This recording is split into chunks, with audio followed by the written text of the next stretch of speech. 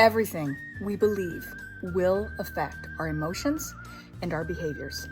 About a year ago, I wrote this book with my friend, Find Your Superpower in Your Freedom to Choose. We had a blast writing this together. I'm basically going to go through this whole thing on this video. If you stick with me, it's basically going to be the cliff notes of this book. But I do encourage you to buy it for $10 at ljacksoncounseling.com. I believe that's going to be right up here or down there. Not sure which one yet. I'm going to put that on Canva. But I'm going to put the triangle that I'm going to first talk about. There's three triangles. Stick with me with all three, and you will benefit greatly. I did not make this up, but I did put it together, and it came together from a prayer that I prayed to God because I felt very disorganized, and I needed a schema. I needed an organization and a paradigm to put all the great interventions that I knew about for psychotherapy when I became a therapist. And I needed to put modalities and interventions and a lot of wisdom that I learned on the way in life. And I needed to organize them and put them in a paradigm. And I prayed because I was super frustrated with how to organize that in my mind. And these triangles came to me, and there's nothing I made up, but I put them together, and I did modify a lot of what this is. So everything we believe, I believe I'm going to put it up here. There's the triangle. You see it? Everything we believe will affect our emotions and behaviors. I actually got this particular triangle from a sermon from Steve Holsinger, one of my favorite pastors. He was telling us that his psychotherapist, his counselor, showed him this triangle, and I recognized it immediately. It's cognitive behavioral therapy, basically. And it's also something that Jesus said, take your thoughts captive and to the obedience of God's truth, because everything we believe will affect your emotions and behaviors. And this is not just spiritual belief, although it includes that. It's what you believe about your emotions. It's what you believe about your behaviors. It's what you believe about your world around you. And so everything we believe will affect our emotions and behaviors. A lot of psychotherapy goes back and forth, like the old Atari game. Beep, beep, beep, beep. And it's futile, and it just makes us go back and forth from emotional work, behavior modification, emotional behavior modification, back and forth. And that only goes so far. Behavior modification can only go so far. It can help you believe differently, and emotions can help you believe differently if you tune into them. And it's very important work, because our emotions should not be dismissed. They're meaningful, and they are telling us something. We always need to check what they're telling us, though, with the beliefs about our world and the truth around us. Dr. Phil said it best. He said, how's that working for you? He's always saying that to people, not to be rude or anything, but he's saying that because he's wanting to challenge us with what we believe. And if it's working for us, well, great. If you like your emotions and your behaviors, keep what you're doing. Keep believing what you're believing. But also, sometimes we'll believe things for a long time and we'll get away with it, only to find out that it's not firm foundation, it's not on solid ground. So you really want to believe that knowledge is important, and you want to believe that the truth is important. And like Jesus said, the truth will set us free. If it's setting you free, now crack cocaine will set you free too. You can think that you can jump off a roof, but that's not really a joke, because a lot of people are, tweaking these days, and they're on a horrible trajectory, right? And that is maladaptive coping mechanisms. Don't drink yourself to death. Don't drug yourself to death. That's false beliefs, right? That's distorted belief systems. But just remember, with this portion of the video, this triangle, everything we believe will affect our emotions and behaviors. And an example, if you believe that Santa is real and he has a reindeer and he's going to come down your chimney, you're going to be really disappointed when down the road no one's buying you gifts and you're not getting any under the tree. But if you believe in the real Saint Nick that actually was a historical figure, he was a missionary, he brought gifts to orphans, that's a real person, but he's dead. So he's not going to be bringing you presents this year.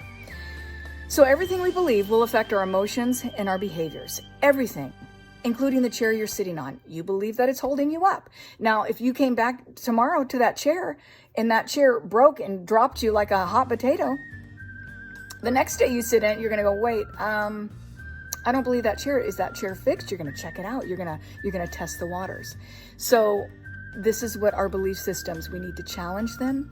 They need to be tested, and you need to want to believe what's true, because if you don't, it's going to give way to, our emotions and behaviors will acquiesce. Our emotions and behaviors will be affected. So if you like your emotions and your behaviors, just click me off right now. This is not for you. So everything we believe affects our emotions and behaviors. I'm going to go into the trauma reenactment now, and I'm going to go into the empowerment reenactment right over here. So come with me. Okay, trauma reenactment is very real. And before I start talking about this, now in my book, in this little book, Finding Your Superpower and Your Freedom to Choose, which you can buy if you want to at ljacksoncounseling.com, it probably will benefit you more than just this video. It's $10. You can also get all 3 of these Pick Me Up Pocket Therapy Series for $25. You can get a little cute sticker. She puts them in a beautiful packaging with the sprig of rosemary. And the box is really cute too, and I kept mine because it's really cute. But as I start talking about this trauma reenactment, the thing I talked a little bit more in my book is that I really validated the fact that a lot of people are coming from major trauma, and being a victim is very real for people.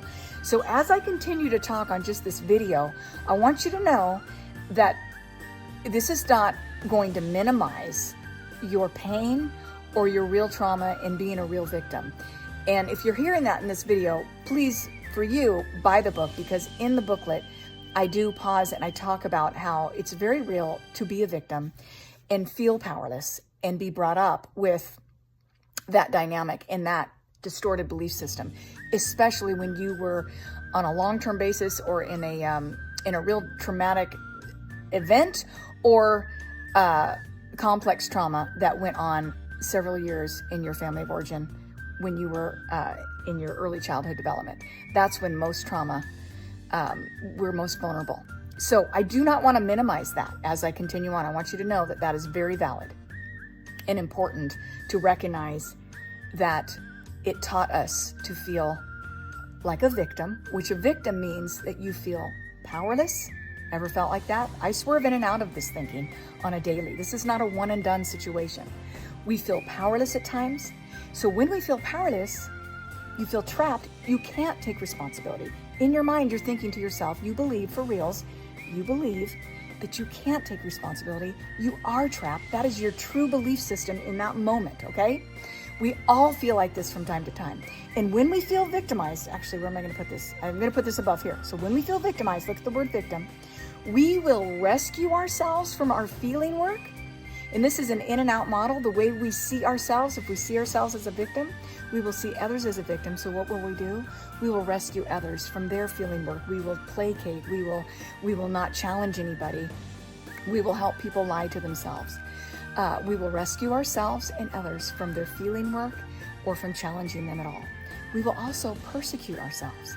Persecution, the word includes blame, shame, condemn, hate, hurt, lash out. Anybody? You've ever done that to yourself? Self-hate's very real.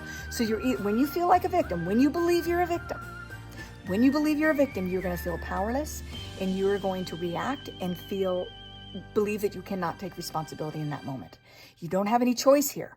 This is when you're trapped. This is the way you really believe. You will persecute, so you will lash out at yourself and others, and you will rescue yourself. You will avoid.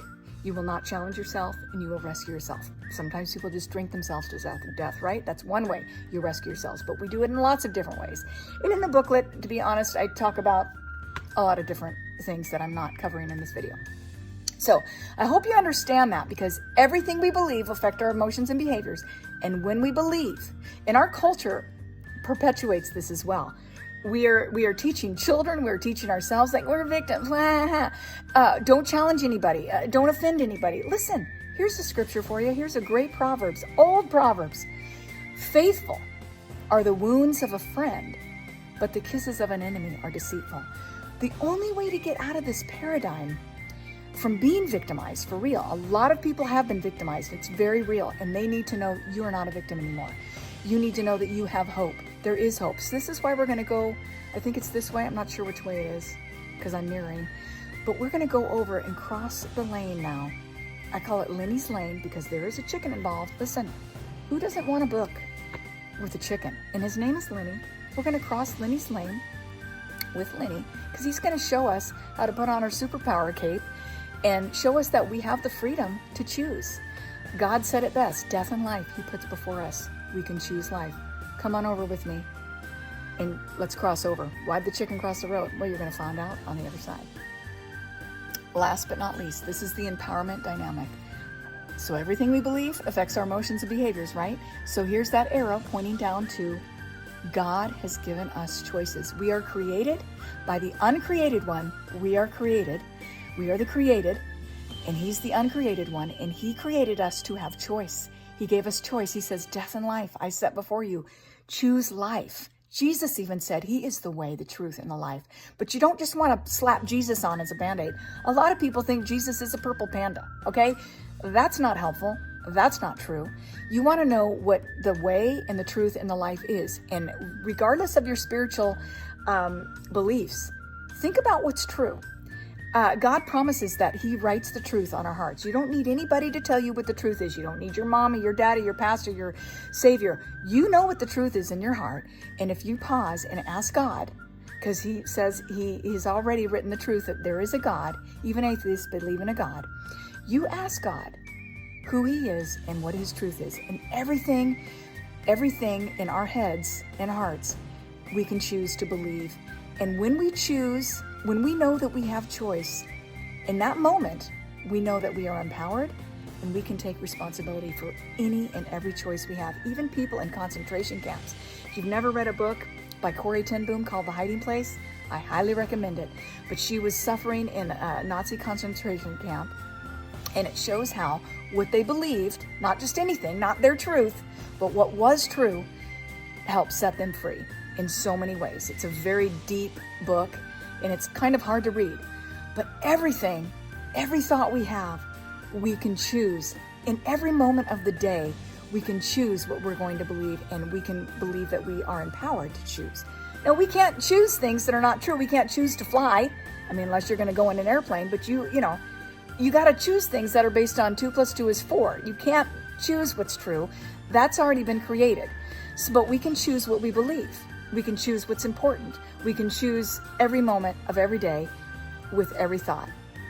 And we can choose to challenge our thoughts. So here you are with your choices, right? And when we're believing this way, when we've crossed over, you'll know when you've crossed over, when you believe finally that you actually have power to choose and you're taking responsibility. A lot of people don't like that word, but it's so freeing. I'm telling you, it's the freedom. This is where the freedom is. Come over with Lenny's Lane. We are empowered to choose. We can take responsibility. And guess what? All you have to do for the rest of your life, coach yourself, challenge yourself.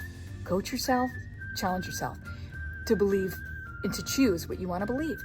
Test your choices. I've made a lot of stupid choices that were not based on good beliefs. Here's one. I used to over-exercise. I used to believe that if I exercised and rode my bike from all the way to Chugiak, all the way to Northway Mall, and I had a little bit of an eating disorder going on, and rode my bike all the way, worked a whole day of work, had some coffee and a little soda, and rode 24 miles back. Yeah, I was a little cray-cray.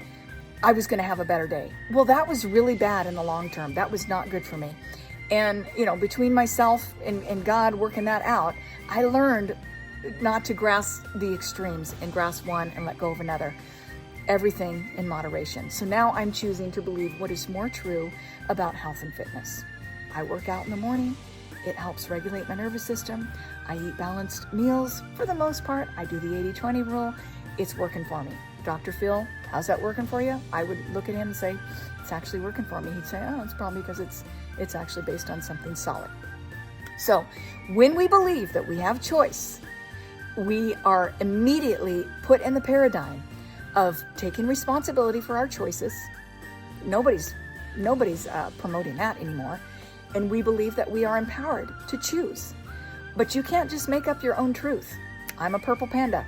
No, you're not. God's a purple panda. No, he's not. But God does promise, if you seek, you will find, and you can test him on all these things. So think about that. Think about Lenny and how he gets over to the other side, why the chicken crossed the road, to get over into the empowerment dynamic so he can put on a superpower cape because he has the freedom to choose. You can buy this book and others like it.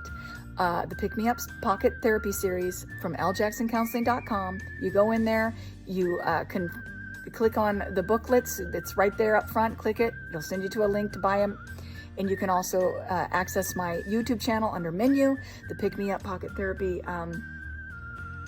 YouTube channel. I've got about 50 YouTubes on there, mental health related. And, you know, if you buy the book, you can even buy a Lenny. I mean, who doesn't want to have a Lenny in their life? Okay, I'll talk to you later. I hope this was helpful. And I'll see you on the other side.